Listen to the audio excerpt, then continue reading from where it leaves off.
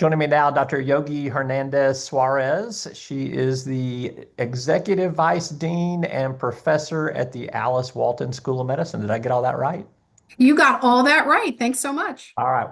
I'm going to refer to you as Dr. Yogi, as all of the people who love you and know you do, and I'm going to start working my way into that category, if that's all right. It's an easy entry. Take it away.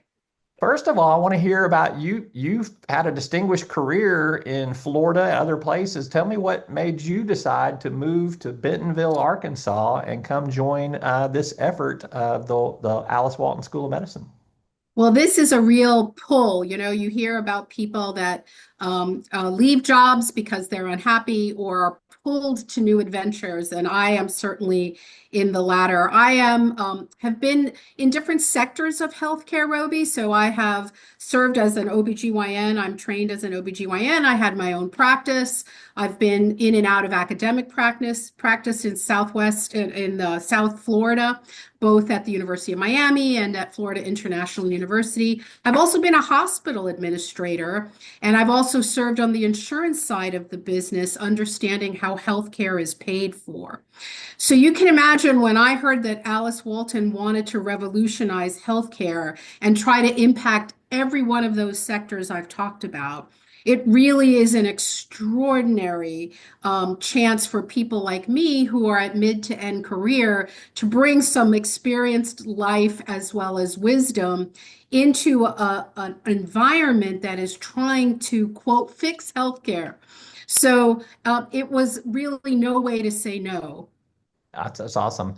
Tell me what makes this Alice Walton School different from other medical schools. There are things that you are doing differently.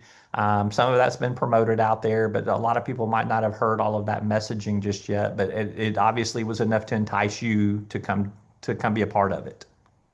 Well, our setup is provocative. I'll start by telling you that we understand that we have to make competent physicians, right? So even with the innovation and the non-traditional approaches we may have, we know that we have to make doctors who understand anatomy, physiology, and all of the basics that are needed to practice as a competent physician.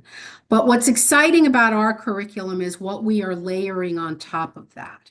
So to practice in contemporary America, I think we have figured out that doctors are missing a host of capabilities that really help people get better and understand the journey of their own healthcare better. And it's a lot of stuff, a little bit of everything old is new again, right? So how do we engage with patients in a more holistic manner?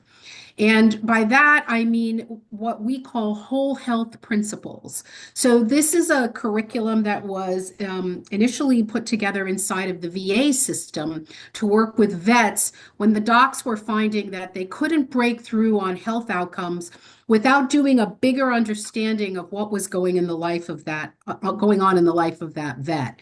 It wasn't just your blood pressure, but it was everything else around that. The circumstances in your home, your financial circumstances, your emotional, psychologic, and other sectors of your being. And they really found that when they trained doctors to be more holistic in their approach, that the doctors and the patients had a much better outcome. And it if I could summarize it, it's not so much what's the matter with you, but what matters to you. Mhm. And so that is I would say something we are really hoping our students gravitate to so that they bring a set of competencies to the bedside that in many ways have been lost because they haven't been monetized. Right. In many ways, the way U.S. physicians practice is based on how we are compensated. I'm an OBGYN. I get paid to take out a uterus. I get paid to deliver a baby. There's actually very few models of payment in the country that say, hey, Dr. Hernandez Suarez, here's some money to keep this group of women healthy. And so it is a very interesting coexistence between the payment model and the outcomes. And that's why the other set of competencies we want for our students is a deep understanding of what we call health system science. So this is the way that medicine works, the system of medicine works. the process of payment, the how insurance works, what's Medicaid, what's Medicare.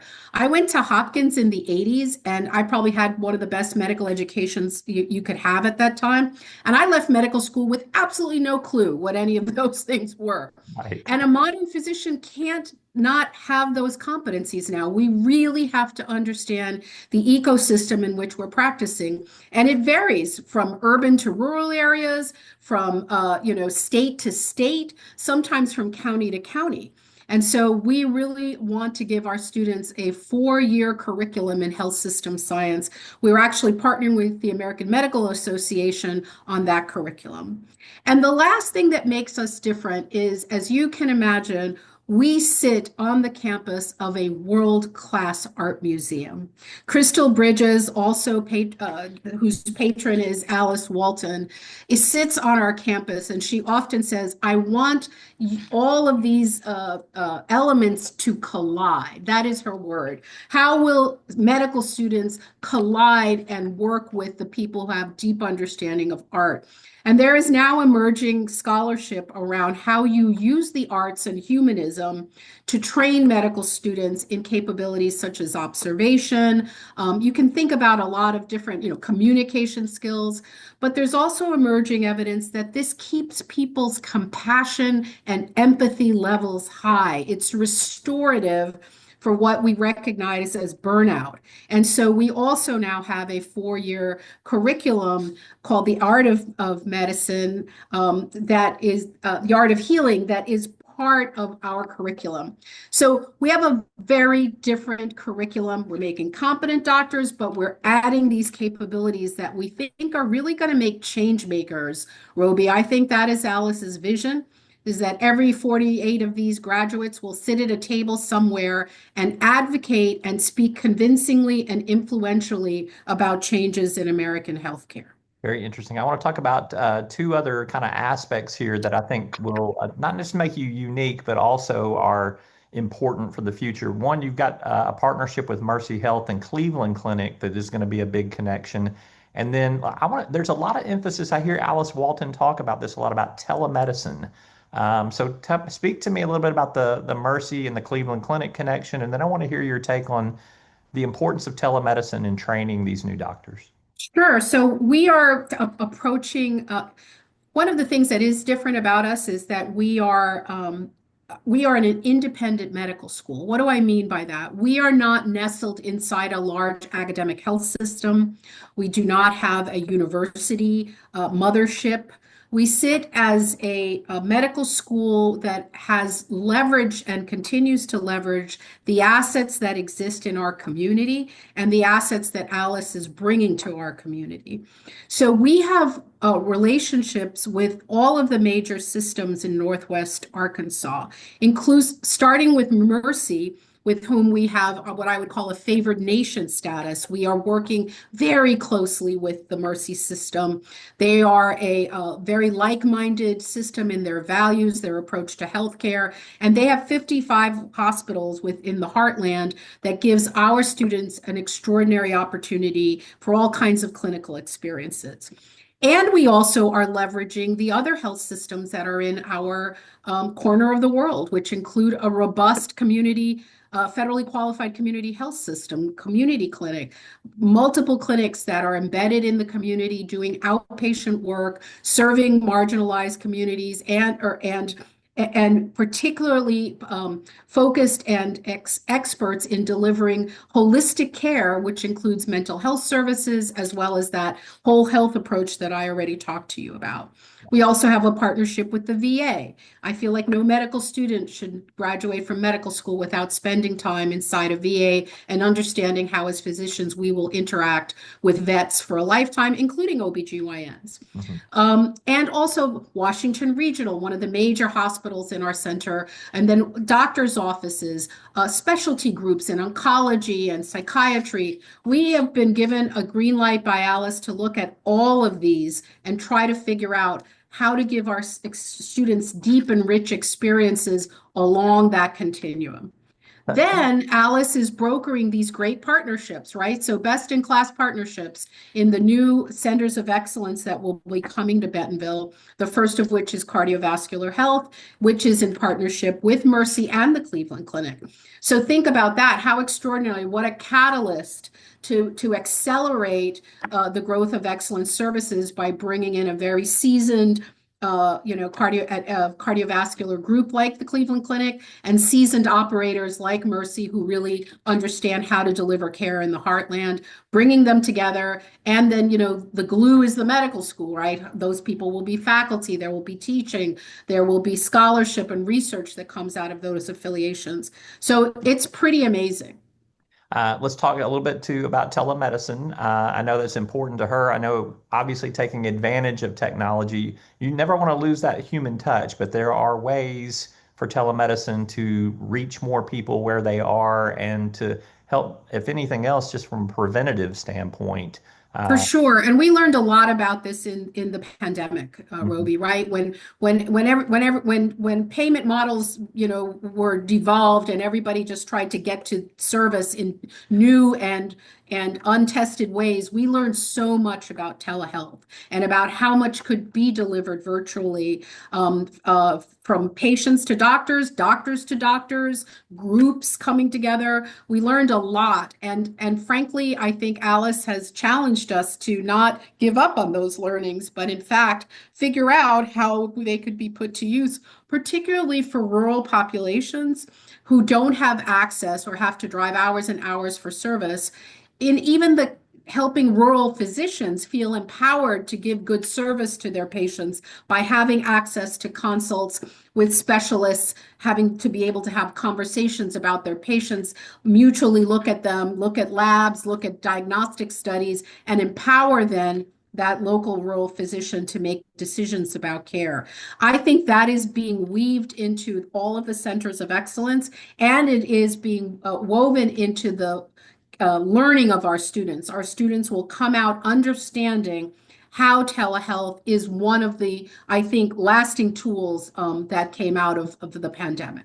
Yeah, awesome. Well, that is awesome. You always kind of work that word in there when you're talking about this. It just slips out sometimes. That is like the best, isn't it? By design, by design. All right, lastly, the school is just on the verge of opening. You got your first class coming in. Tell me a little bit about the opening and what's coming up, and tell me a little bit about this first class from what you know. So we are thrilled. Roby, you can imagine this has been 2.5 years in the making. This is a faculty that have been working and staff that have been working diligently on everything I just talked about, all of this creative curriculum, the pedagogy, the technology with which it will be delivered to the students.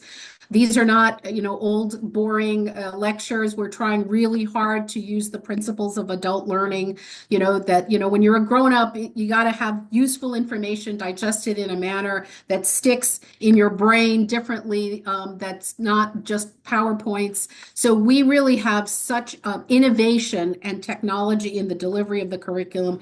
In addition to the content that I just mentioned. And that doesn't happen overnight. So that investment has been happening by Alice over the last couple of years with an extraordinary, as you can imagine, group of pioneering best-in-class faculty. So everyone is chomping at the bit for July 14th, which Alice says is no longer Bastille Day, but Healthcare Revolution Day. And that is the first day that we meet our students. They start their orientation, and we will have what is called a white coat ceremony after their week of onboarding. If you are not familiar with this, it is a ceremony in which the students receive their first white coat, a symbol of their covenant to ethical and compassionate and competent care to patients. It is really a lovely ceremony and jump starts their medical education. The class, 48 lucky students, were chosen from out of more than 2,000 applicants. We were so surprised and so delighted with the quality of our applicant pool. About a third of our inaugural class is from Arkansas, which means a great deal to our founder and to us. And about 20% more are from states that are near and touch Arkansas. So more than half the classes from the heartland, the rest of the classes from the rest of the United States, students that were selected for academic excellence, and also for mission alignment, right? So I was very clear to you who we are. We're trying to make these change agents. We're trying to build these capabilities. And so we made that clear when we put the all call out, and we think we have a smashing first class. All right, Dr. Yogi Hernandez Suarez. She is the executive dean of the Alice Walton School of Medicine. She'll be teaching there too, so that sounds I awesome. sure will. Come join me for a delightful lecture in health economics. Thank you so much for your time today. Appreciate you making time for us. No, thanks for featuring us. It means a lot. Thank you.